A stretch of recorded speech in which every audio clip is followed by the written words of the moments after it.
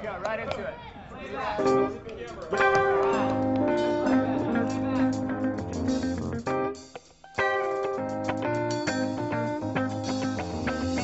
Peace, shalom, salam, Shanti. worldwide.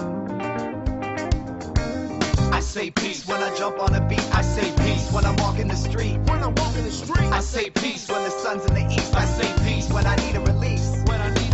I say peace when I'm facing the beast. I say peace when I'm taking you deep.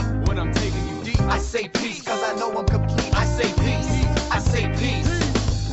P is for the people, E is for the essence, A is for the answers that we get from God's questions, C is for the conscious, E is for the earth. So everybody gotta stand up and find their worth. A war divided, would open farther than these divided to get through this. Have you been overcome with an irresistible urge to wash your potato? Have you been looking out at the world and are you trying to figure out exactly what the hell is going on? Well, you've come to the right place. You've come to the 100th Monkey Radio with Tom and Ramon. And we are picking up the pieces and trying to put our puzzle together. And each week we just put another piece in there. And things are really starting to take shape. We're bringing guests on like we have tonight. And it just really makes the picture just, oh man. We're starting to see so much clearer now, aren't we, Ramon? Yeah, getting some of that mud out of our face and seeing the world for what it is and all its beauties. Yeah, I'm having so much fun. We still have some of the 100th Monkey gig sticks still available with all of our first season on there, plus our video interviews and stuff. So pop on over to the website if you want to check one of those out. I want to thank all our members. They really appreciate the support. And if you guys like what you hear here, tell a friend. Let them know. Tell them about us. So we picked up another country too. Who was it, Ramon? Malaysia and Lithuania, I see. So we're up to 102 countries. Nice. You can reach us also. We're on Facebook, Twitter, and Tom has a YouTube page. If you scroll down, you can click on the tabs and it'll take you right to those. For those of you who use that, you can also email us any questions, and we'll get back to you. If we don't get back to you in a couple of days, sometimes my email asks, just resend the question again. So we answer every single one of our emails. So if you don't hear an answer within 2 days, then that means it's in your spam box or something happened. Yeah. So, Ramon, let's get going here. Who have we got with us tonight? Today we have somebody, before I go into his bio, I just want to say Tom is, what would be the word, an avid OBE or astral projection person. And I myself have had a few dozen experience in it, so hopefully our guests will help us really open up in that area. William Buhlman, author of The Adventures Beyond the Body and The Secrets of the Soul. William is an expert in numerous but simple astral projections and out-of-body, aka OBE techniques, from the shamanistic to the modern. William Buhlman is an American leading expert on out-of-body experience. The author of 4 decades of extensive personal out-of-body explorations give him a unique and thought-provoking insight into this subject. His first book, Adventures Beyond the Body, chronicles his personal spiritual journey of self-discovery to out-of-body travel and provides the readers with the preparation and techniques that can be used for their own adventures. So after 4 decades, I would say he knows something about this. Yes, absolutely. Welcome to the show, William. Oh, it's a pleasure to be here. Thank you so much. We're really, really excited about this show. So where will we want to start? Because there's so much to cover. Well, let's start. Was there some event that what brought you into the exploration of out-of-body travel first? We'll get this out of the way, and then we can dig into the meat and potatoes. Well, when I was in college, a friend of mine had a spontaneous out-of-body experience, and he shared it to me. and it was a pretty life-changing event for him. And up to that point, I had never even heard of the topic. So I was not a believer at all in this. Matter of fact, I was pretty much a non-believer in religion and anything to do with spiritual practices or metaphysical practices. I was pretty scientifically based more than anything. And his experience kind of opened up a new door, and I decided I wanted to have the experience myself, so I started to pursue it. And I found that there were techniques that you could use. And I was doing it more just to prove it to myself whether it was real or not. Because he got me going on it where I knew he wasn't lying. And I decided to do the techniques that I learned myself, which was the first one I did was the target technique, which I write about in some length, where you select targets and you, as you're going to sleep, you imagine yourself going to these targets. And I did this for about 24 days before I had my first experience. And it was just a mind-blowing event. I mean, it changed my entire paradigm of reality. Just suddenly, I woke up and found myself literally standing by my body. And I was fully conscious, fully aware. And it was, it just was beyond anything I believed was possible. And from that point, I just became pretty much obsessed with the topic and had to explore it more and more and more to the point where that's become kind of my life. I know exactly what you're talking about there. So can this really be termed a spiritual practice, though? I think it is. I think it is what it's like many things. It is what you make it. I know that's not, generally people don't connect what is perceived as astral projection to a spiritual practice, but I feel that it strictly is, because as we move inward, you go beyond the astral body. And a spiritual path is one of going inward. And of course, the only difference in astral, or let's just call it astral projection or OBEs, you're shifting your conscious awareness from one energy body, your dense physical body, inward to your astral body. And that in itself is quite a leap of awareness. And I found, and others have found, that you can continue that leap into other energy bodies that are even more capable and more expansive. So the astral projection is the beginning of a spiritual practice that becomes quite profound. Unfortunately, very few people talk about it because they're so fixated on the physical world and things of form and matter. But I know from experience that we can explore inward, way beyond the physical world, and actually have incredible spiritual experiences by going beyond the astral body. I found the liberation that I personally experienced after my first conscious intentional projection was incredible. My whole like you said, it's completely paradigm shattering and shifting. The fear of death was gone. The fear in itself was gone. I mean, it just absolutely had an incredible effect on the way I looked at the world. And that's universal. It really wakes you up to the fact that you're not physical. And that's a big leap for people. Absolutely. Yeah, I think they should teach this in school.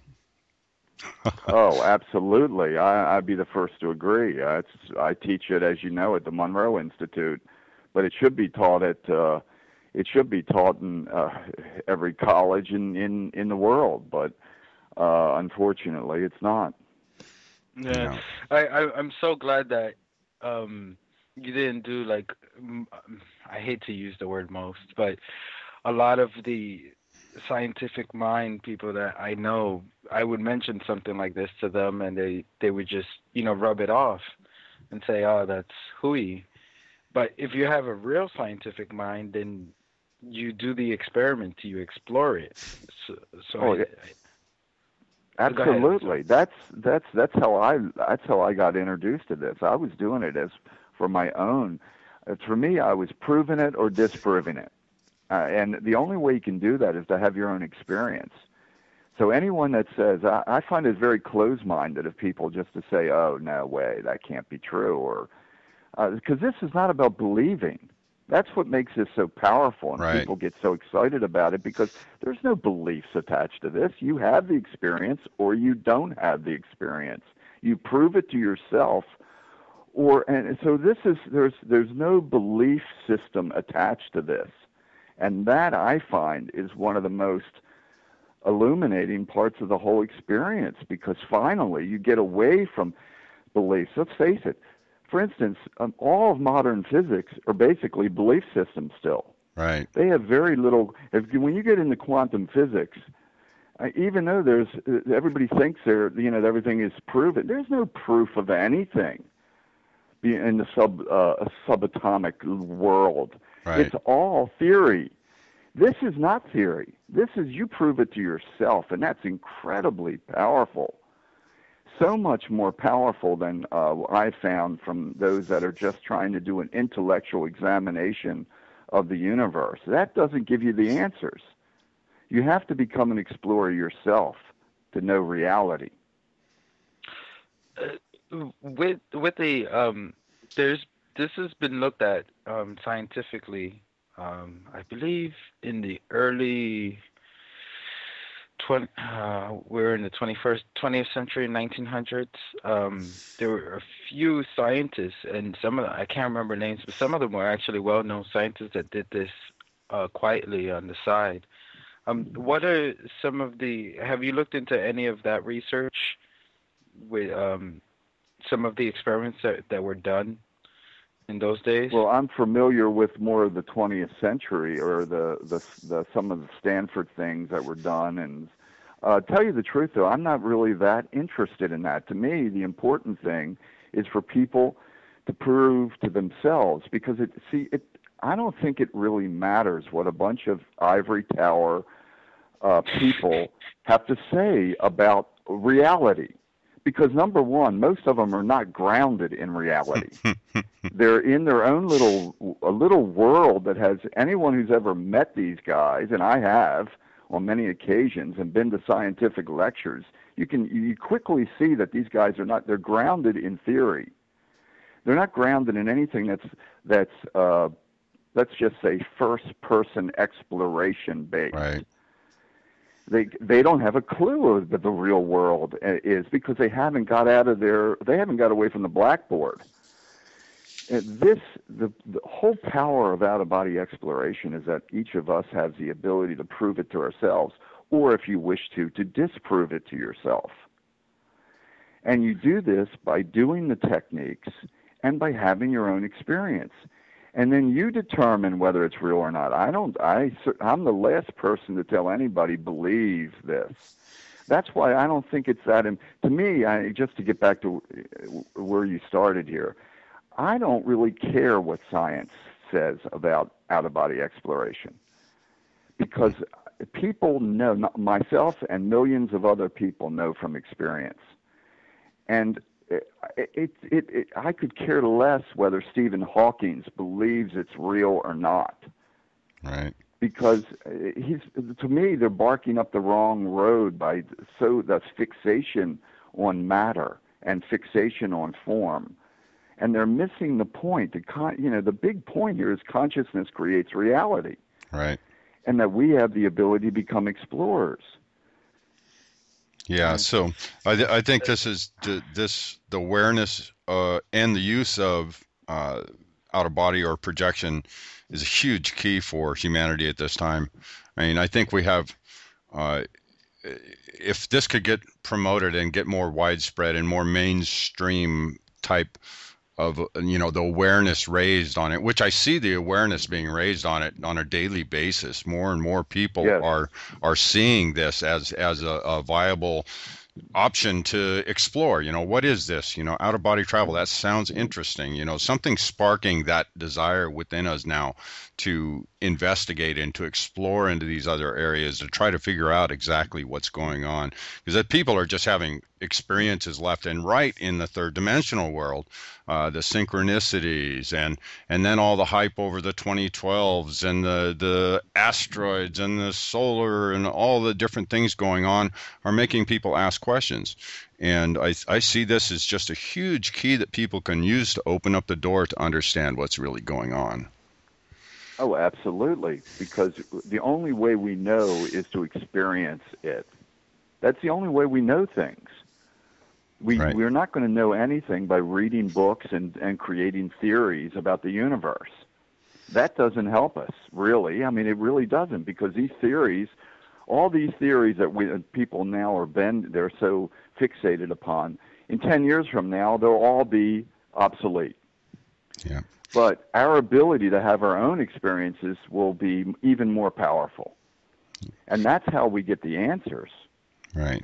And that's and also it's finally we have a chance to get out of the dark ages, essentially, because as long as the humanity depends on belief systems, they will still be in the dark ages.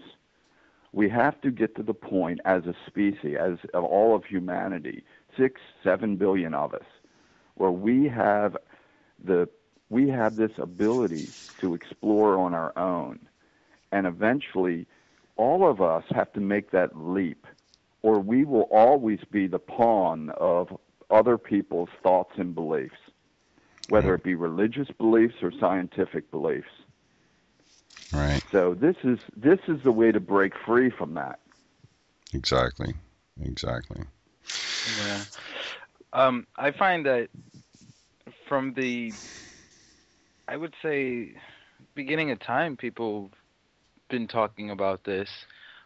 People been experienced. So, remember listening to one of your older interviews and how you were saying that it's in the Bible, the Quran. Of course, the Buddhists been talking about it for a long time, and the Hindus as well. Absolutely. Every religion has references to out-of-body experiences. Right. Every single one, including the Christian Bible.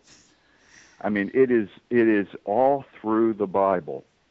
I was in the Spirit on the Lord's day. What does that mean? I was in the Spirit on the Lord's day. I mean, my God. I mean, I know that everybody can come to it, but there's so many references to this. Mm-hmm. To have a spiritual experience, what is the key element of any spirit, or let's just call it religious or spiritual? It doesn't matter what kind of framework you put around it. But what's the key element? It's transcending the limits of the physical body. That is the key necessity to have a profound spiritual experience. It doesn't matter if you're a Buddhist or a right-wing Christian, but that's the key element. And what is the center point of that? And that is shifting our awareness beyond the physical body and beginning to connect with this greater part of ourselves.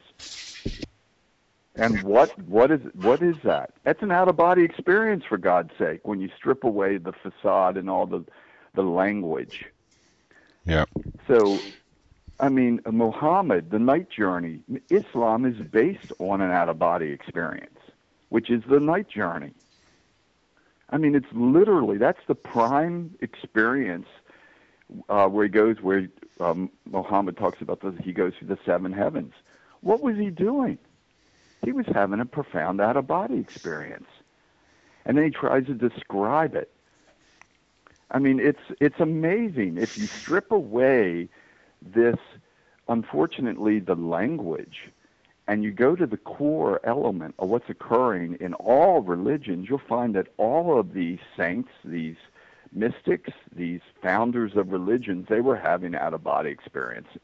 Yeah. And they were just interpreting them according to their cultural context. It's very clear. And yet, so few see it. I just, sometimes it blows my mind. Because to me, it's so obvious. Yeah. So, we'll shift gears real slightly here. What's the difference between a lucid dream and an out of body? Okay, it's a good question. There's a number one. I write about this as a continuum of consciousness. We're not just on any given day. We experience many different states of consciousness.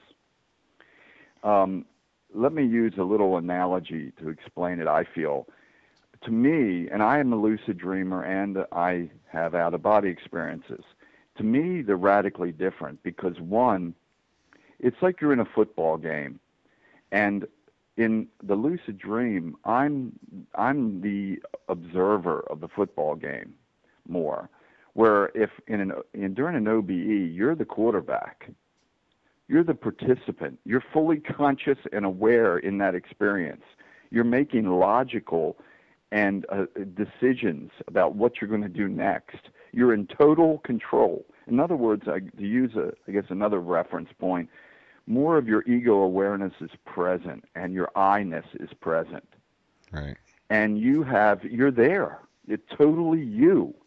Where in a dream or in a lucid dream, and a lucid dream can become very aware, it's not the same level of awareness. Generally in an OBE, by the way, they're generally very mundane. For many people, especially in the first couple years, they're mundane experiences, where you experience your physical world. They're not this multicolor, the flying tigers are not going to come down and snatch you, and it's not that visionary experience. It's very mundane. So there's a lot of elements that are different, I guess is what I'm trying to get across here. But the main thing is that your full I-ness is present, and you can make logical, intellectual decisions that are not normally present in a dream scenario. Right. Well, I tell you, I've tried to explain it to people as when going into the out of body experience, I have a linear thought with my consciousness. I don't have any break there in like the slipping off into sleep and then all of a sudden I'm in a out of body experience. It's all I'm there constantly through the whole process, even when I hit the vibration state and pop out, that the consciousness is a full linear track. It never breaks.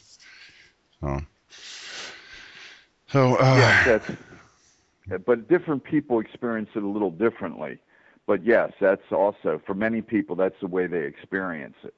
That's how I experience it. Generally, I'll have vibrations, which I think is something we should bring up for your audience. Absolutely. Because most people, that is a very important step in the whole process, the entire vibrational state phenomena. And that is kind of approximately 70-80% of people will experience some form of vibrational state. And that's generally a very strong indication for people that something is about to happen. That's certainly not a dream. Right. Yeah. Yeah, a lot of people get the beginning of that. I think, well, for me anyways, the beginning of the vibration, I notice that same vibration just in my regular meditation when they call it the heart chakra opening or the chakra openings.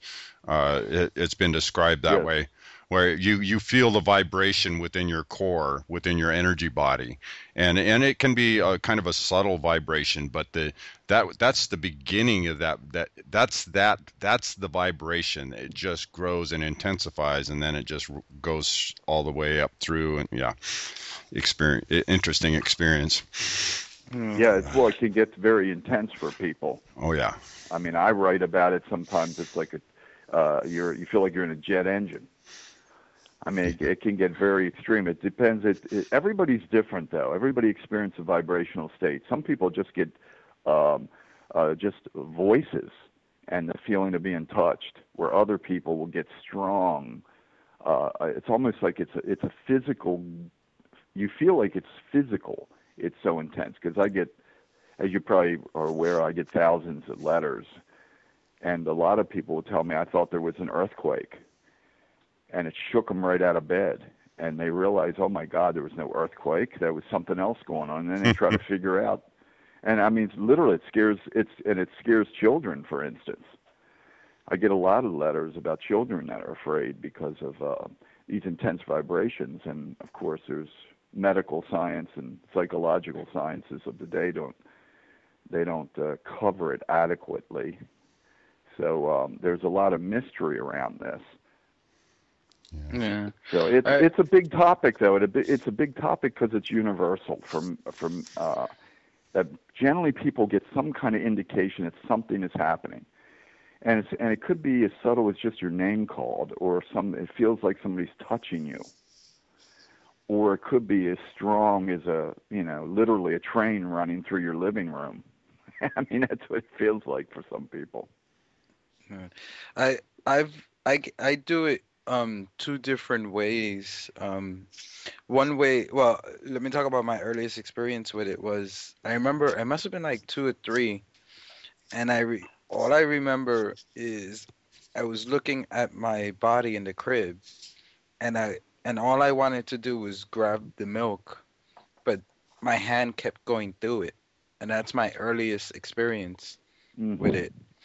But the way, for me, it's different from you and Tom, where either the A scenario is where I feel like something very hot going up my spine, and then I fall asleep, and then I wake up in the paralyzed state. And what I'll do is I'll roll over and roll right out of the body. And the B scenario is that I'll fall asleep again, and then when I become aware, I'm in the house where I grew up in the living room. Yes, that's very common. Yeah, we have many people are attracted, or let's just say drawn back to a comfortable location that they knew well, that's in their subconscious mind. That's very common. And also, by the way, that's a very effective technique. That's one of the things I teach people to do, is to roll. It's one of the best ways of separating from the body, is to just think roll. And your energy, and allow your energy body to roll out of your physical body. Because a lot of times separation, this is one thing many people don't know. Everybody thinks it's some kind of Shirley MacLaine. You're just going to float up and away from your body. And nothing could be further from the truth. For many people, they have to work at separation, because there's almost like you feel stuck. Or people will become partially separated.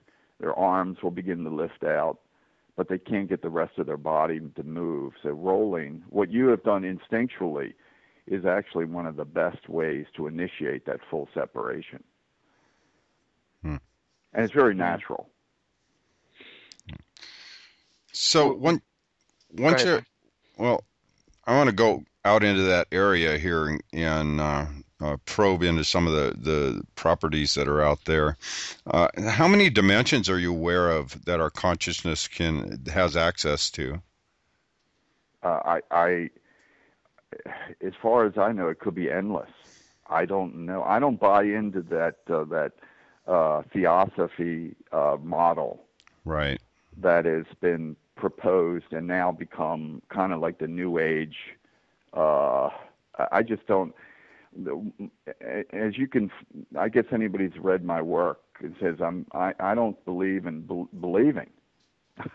So I never did accept that 7 and 7 philosophy, and still to this day I've not found any reality to that.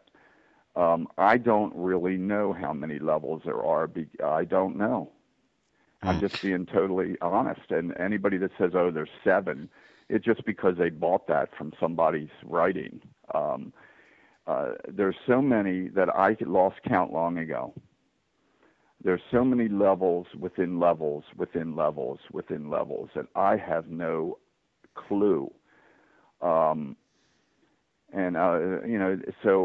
I'm just being totally upfront about it. Right. And I don't. And remember, the further in we go, because the physical world is the epidermis layer of the universe, And as we have an out-of-body experience, it's clear, I want to make this clear, we're actually moving inward into the universe because we've transferred our awareness into a less dense, more subtle energy body, which is that's the first out-of-body experience you have. And I know there's all kinds of words for different energy bodies, but what we have found is that every time you move inward, you're going to a less dense energy body. And that progression goes, it can even beyond what we would perceive as a soul. There's other energy, let's just say levels, even though it's not perceived as such. So I would say that there's no limit to our capability to explore ourselves. That would be my best answer for that question. Yeah. So when you're in the out-of-body state, how can you tell the difference in dimensions? Because I'm sure there's no sign that says "Welcome to the fifth dimension." So, do you you're able to tell energetically? Well, you have to. People will. There's a lot of things going on. And of course, this is one of the reasons I do a 6-day workshop. Is to go over this kind of information because it gets quite detailed. Number one, if you can see or if you perceive, because there's no eyes, we have to just let's start at the very beginning here. When you leave your body, you do not possess eyes and ears. And people still think they do. Yes, your subconscious mind will create a construct, which is essentially what it is, an energy construct that will look like a duplicate of your physical body. But your mind is the one that's created this energy body. So all of your perception capabilities, our ability to see, feel, hear, they're all created by our mind at that level. And this is unfortunately overlooked by even astral projectors. And what we have to do is, number one, we have to begin to develop our inner senses on every dimensional body that we possess. Because we, as multidimensional beings, is what we are, we possess different energy bodies, all existing at different frequencies. And each energy body has different capabilities. But to get back to your question, if you can perceive physical-like surroundings that appear to be your duplicate of your physical world, then you know you're in your densest energy body. And that's one way, and this is one way that this is the easiest way to get a handle on where you are. If you have an out-of-body experience in your bedroom and you can still perceive your bed, you know that you are in your densest energy body, which some people call the etheric. There's different terms. Right. And as you move inward within yourself, as you shift your awareness and move to higher, or let's just say finer, less dense energy bodies, that as the physical surroundings around you dissolve away, it means that you're moving inward within yourself and transferring your awareness to a higher, or let's just say a higher vibrational energy body. That's the beginning point. And for most people, this is often the first few years of their experiences. It was for mine. It's for most people. People have a tendency at the beginning to hang around close to the physical world because that's what they know and they're comfortable with. And they will remain in their densest energy body.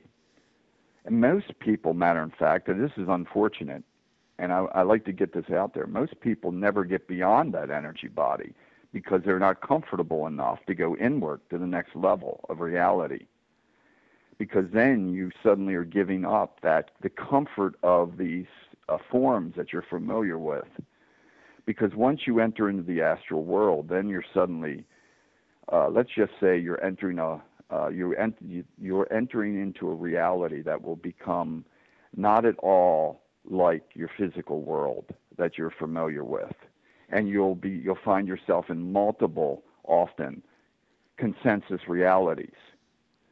And that's what gets confusing for people, because realities, there's millions and millions of different kinds of realities, and they're all created by thought. And you will have a tendency to be drawn to the reality that resonates with you and with the people.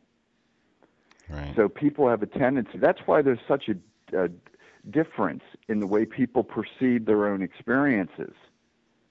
That's why Monroe's books describe reality different than I describe it.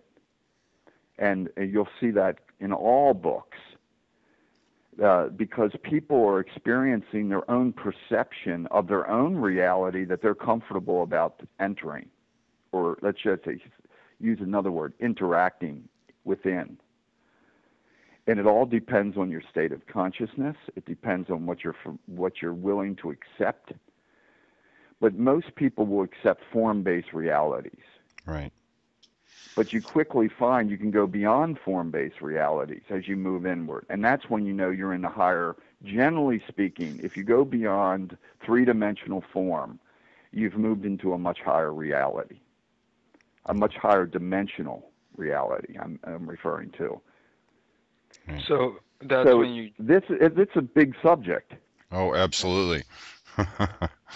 Yeah. So that's when you drop your facades. So each Yes, facade you drop, the often, higher you move up. Yes, and eventually you'll drop your humanoid form. Once you get beyond, you go into, I'll just throw out the old term astral, which I really don't like the term. But generally the astral world is form-based, three-dimensional form-based realities. There's billions of realities in the astral dimension. But when you start to go beyond, when you see that your physical body is gone and you're like a sphere of pure consciousness and your vision is 360 degrees, you have went beyond the astral world. And that's when you enter a whole nother dimension of reality. So what we perceive, we only can perceive what we're capable of based on our own state of consciousness. Reality is relative to the observer based on the density of their vibrational state. And so that's why I do such extensive workshops, because this subject is a big topic of serious explorers. Because you have to know where you are. You want to know where you are, because suddenly you're in a void, and people freak out. I mean, what's a void? Suddenly you're hovering in space. Yeah. And for a lot of people, that is just terrifying. Yeah. Where really, that's not terrifying at all. That's reality, because it just hasn't been. There's no need for form. It's just a different kind of reality. So you have to be very flexible in your consciousness. So what about guides and teachers? Can you call on guides and teachers in those realms? Sure, you can. It depends on, generally speaking, this is just if you want my opinion on this, and again, this is my perception. I have found that guides, especially in the, let's just say the lower or the denser regions of the astral world, they will stay out of sight. It will depend on your level of development, how well they will interact or how much they will interact. Because a true guide does not want to interfere with the natural progression of your experiences. Right. And the very sight of a guide can potentially do that. So yes, they have, and I write about one of my guides.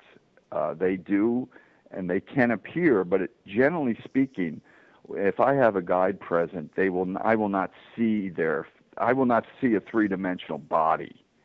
You know what I mean? It's not like a shepherd Right. coming around and saying, "Oh, here, Bill, let's go here now. Let's take my hand and let's do that." That's not the way it works. And that's the way people unfortunately perceive it. It's inner guidance that will come to you about what to do or what not to do or how you feel about things. It's a lot of it, again, about developing your inner senses, because a guide the last thing a guide wants you to be is dependent on them. Right. And this is where a good guide is, it's a highly skilled profession, so to speak, because they have to provide assistance without interfering. So generally, it's a matter of putting you in circumstances where you can learn by yourself. In other words, energy situations, let's say, where you can gain some, let's just say, quality or knowledge that you will need. And so let's just say you'll be put into situations where you may, for instance, a typical one is that you may have to confront a fear because most people are too fear-based. You have to begin to purge the negative limits that we carry with us. And what guides, a lot of the guides will do is to place us in situations or assist us to go into situations where we can learn ourselves. Follow me? It's Right. not so much about taking your hand and showing you around, because that's not the way I have never found it that way. But if you need assistance and you call upon one, they can provide assistance. Yeah, So kind of. we're always safe. I think this is an important thing. We're always safe. Number one, we're immortal, so I mean, how can we not be safe? Right. But beyond that, there's a lot of fears associated with out-of-body exploration that are totally unfounded. Right. You know, most people don't know that everybody separates at night when they fall to sleep. Now, I'm not saying they float. They may just separate by maybe an inch or so. But when people fall to sleep, their energy bodies are slightly, let's just say, disconnecting from their physical bodies, and that's when the recharging occurs. Everyone. Yeah, because we're actually projecting here. Exactly. That Right. we don't. This is not home. This is a serious exploration for us to be in a physical body. This is a freakish, extreme adventure to be in a physical body for us. Where most people do, we've taken it for granted. But in actuality, this is an amazing event to put our consciousness all the way from the higher, let's just say, soul level, and to project our awareness down into this animal body. This is an amazing feat, just to be able to do this. So right now, we're actually being quite courageous explorers just by having a body, because this is a total alien environment for soul, for consciousness. And you're absolutely right. That's what I call it. Everyone is projecting right now. They're just projecting into a physical body. Right. That is a temporary, that's what I mean. This body is a temporary vehicle of consciousness. That's all that it is. It's a temporary vehicle or construct. It's an energy construct that we're using to express ourselves. So why? And it's no different on the astral plane. Right. So why do you think it's just a different vibrational body? Why do you think Yes. we have the? Why do you think we have the memory veil when we come in after having one life and we come back into another life?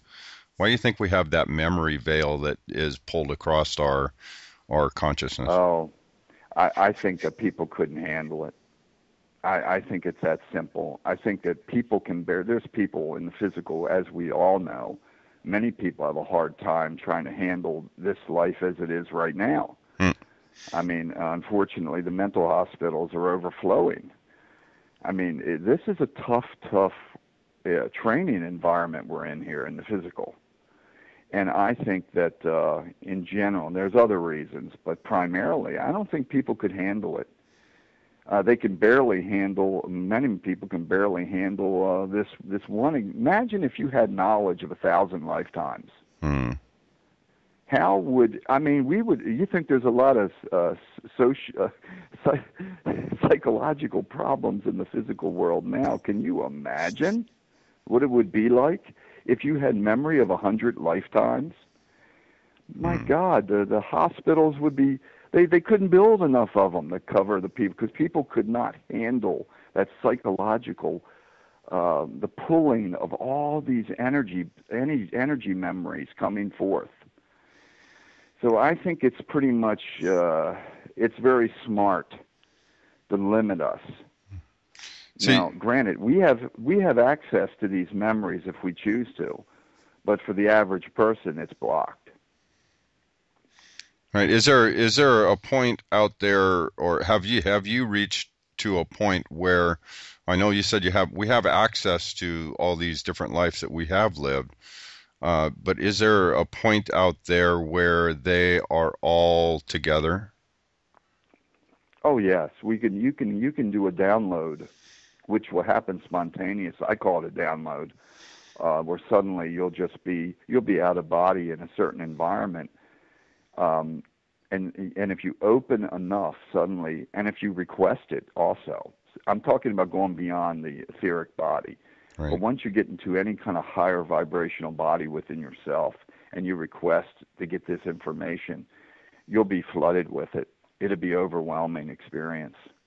I Hmm. mean, it's mind blowing. Suddenly, it isn't just a memory. It's like you have this three-dimensional movie occurring of all these lives that you've lived, and they're all happening now. I mean, it's mind blowing, Yeah. and it's the average person. It's like, oh my God, you got to be kidding me. I've been here. I've been here 500 times. How slow of a learner am I? But it's we have access to that information.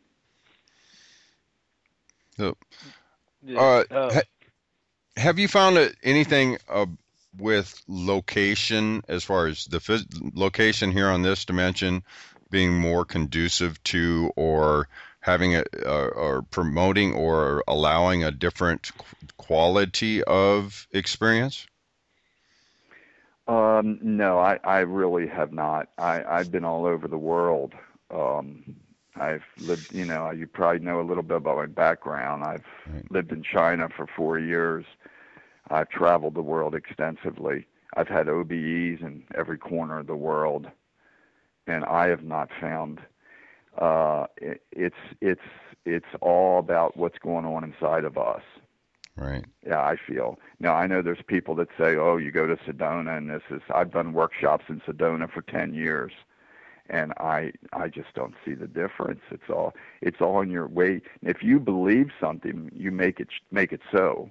I mean, if you believe that a certain area, for instance, if you believe that you can, you have to have crystals all around you to have an out-of-body experience, and you make that a truism for you, then yes, you need that. But I have found that it's all about what's going on inside of me. And, we carry our stuff with us. You can't escape your own thoughts. You can't escape what's going on inside you. And Right. it's all about trying to, let's just say, to cleanse your own self and to get your own mind as crystal clear and clear as possible. And clear is really so important, so that you have the ability to have these experiences, no matter where you are. The external influences I found are minimal, just absolutely minimal. Just like a lot of people ask me about what they eat and what they drink, and I mean there are influences that affect the body, but and of course I have my own little rules that I teach people about, but they're minimal, really. It's like I basically teach moderation in all things. Right. And you just use moderation, and you focus on keeping your mind as clear and let's just say free of turmoil and junk, so that you have the ability to initiate your experience without interference from any kind of belief system or that will influence you, which is Yeah. important, because it's the beliefs that we create reality by what we believe. And if you believe that your head has to be pointed north, and you have to be, take a bath and be in and be, some people believe they have to purify themselves, and their head must be north, and they have to be in white sheets, and then they have to have a certain kind of chanting. If you believe that, you've made it true for you. Mm. I've tried several of those things when I was first trying to figure out how to do it, and the head pointing north, and then the fasting. Oh, I did all sorts of different things trying to initiate an experience myself, and I couldn't find any of those things that did anything for me. And it was just a simple, just relaxed meditation that did it for me. That's right. I mean, that's how I feel. I try to keep the techniques that I teach very simple, and I'm a great believer in meditation. It's because it's the same journey. I mean, it's the same journey inward. It's just in our case with an OBE, we want to be fully conscious and experience separation. But other than that, it's still a journey inward. There's that's a shame that that the yoga groups and the meditation groups and the out-of-body groups aren't more closer related, because they're actually all doing the same thing. They're just doing it in a little bit different context. Yeah, and they're all actually reaching for that same goal too. Sure. Yeah, I mean, what is yoga means union. It means going inward into yourself, until you're unified with that, let's just say, higher aspect of yourself. And with out-of-body exploration, that's what I teach people to do. I teach people to higher, one of the mantras I teach people is higher self now. And higher self now, meaning I go to my higher self. First you separate from your body, and then you use this mantra, higher self now, and it initiates, or potentially can initiate, depending on your state of consciousness, an inner experience where you will feel yourself just flying through layers of color, and the next thing you know, you might find yourself in space or floating in a sea of white light. I mean, everybody perceives the experience differently, but it's all the same thing. It's this inner journey of consciousness beyond the astral plane, beyond the form-based realities. Yeah. So it's exciting. This is exciting because it's all about us doing it instead of just. See, this is what I love about this stuff. You've probably talked to all kinds of I know you do. You talk to all kinds of people about all kinds of subjects. But how many subjects can people prove to themselves through personal experience? Exactly. Everybody there's not many. And I can't prove that aliens exist among us. I can't prove that. I can't prove a lot of these subjects that there's these books. There's millions of books are written about. But darn it, I can prove this to myself. Exactly. And that's what makes this exciting, because you're no longer just the outsider. You become the explorer of consciousness yourself. And that's very empowering. In the last few minutes, how of this hour, how can someone who's consciously never had this experience, what recommendations would you say for them to start if they want to explore this? Well, first they should read about it a little bit to get some knowledge about the topic, so they have at least find good books on the topic that you can at least learn from, so at least you have some expectation. And that's not always easy to find, because there's a lot of junk out there. Yeah, there is, unfortunately. And I'm not going to name, I just, in general, you have to be just like everything else in this life, you have to be very discriminating. And once you find something that you feel is accurate, then you get comfortable with it. You select a technique. The first thing I ask people to do is to reappraise your own abilities. Do you visualize well? Because that's an important point. Are you more tactile? I know, for instance, 100 different out-of-body techniques. But different people have different abilities. If you visualize well, then use a visual technique. And I'll just cut to the chase here. If you're more tactile, if you don't visualize at all, and some people just can't, then you're going to have to, don't waste your time doing visual techniques like the target technique. Go on to something else. You may have to focus on affirmations and mantras and maybe a tactile technique like the rope, where it's more feeling. And so begin to get a handle on what your strengths are and then play to your strengths. This is very important because people generally if they don't get results in 30 days, people give up. Matter of fact, a lot of people give up a lot sooner than that. Yeah. It took me 24 days to have my first experience. And if I would have given up at day 23, we wouldn't be having this conversation. Yeah. I mean, it takes perseverance. It's like meditation. You know, that's what it gets me about this topic. Nobody sits down and meditates, and in a month they expect to be Buddha, do they? But yet, in out-of-body exploration, people expect to have this, you know, mind-blowing experience in days, or they just have a tendency to say, "Oh, it's not real." It's kind of a double standard, I think, in many ways. People meditate for years before they have a profound experience. Right. I mean, truly profound. Yeah. I mean, mind-bending experience. It takes for many people, it takes them years to quiet the mind. Mm-hmm. It's just the reality, especially us in the Western world. We're not trained to. My God, the attention span of the average American is what, 15 seconds? That's why commercials are so short. Yeah. Huh? What? I mean, what? exactly. Yeah, but it takes perseverance. It takes playing to your strengths. It takes learning from somebody that knows what they're talking about and it's not full of hot air. It takes learning from people that have experience, that are willing to share their experiences in a non-judgmental way. There's a lot of little things that goes on here and that helps people, but the number one thing I think is perseverance. Yeah. You have to persevere. You have to be willing to give it a year.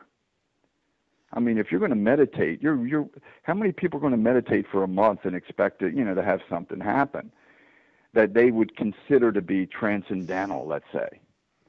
It's, you know, it's just, so give yourself that time, because most of these techniques that I write about, you can do in 10 minutes. We're not talking about some giant time commitment here. Right. Right. Yeah. It's okay. So Well, this can fit into our lifestyle. Yeah, we're hitting the top of the hour here. So, William, where can people get a hold of your material at? My website is astralinfo.org. That's the best way to contact me. It's just like it sounds, astralinfo.org. That's where I have my workshops, my books, etc. are there. Have you got anything coming up here? To Have you got anything coming up here in the near future? I'm going to Japan on the 14th for a workshop. Where? In Tokyo. I'll be in Tokyo on that weekend. I fly out on the 14th. But I'll be there whatever days that is, 17th, 18th, 19th. I didn't have to look at a calendar. And then in March, I'll be at the Monroe Institute. I'll do my 6th on the 17th of March. I'll be doing my premier workshop, which is 6 days. It's a residential, as all you guys know. I'm sure the Monroe Institute is famous for its out-of-body work. Right. Yeah. If you have it's the premier place in the world, let's face it. Yes. Yeah. If you have time, we should catch a bite to dinner when you're in Tokyo. I'm going to see if I can make that. Because I live in Japan. Oh, okay, sure. Yeah, you have to look on the website. I don't have a clue. That somebody's picking me up. I don't know where it is. So just go to my website. No, the address will be there. It's sponsored by my publisher. My books are about to be released in Japanese. Matter of fact, I believe this week. Nice. Okay. Right. Okay, well, everybody, thank you for joining us for this first hour, and listen to Brooks coming up next, and then pop over to the website and catch the second hour of this. What's the website?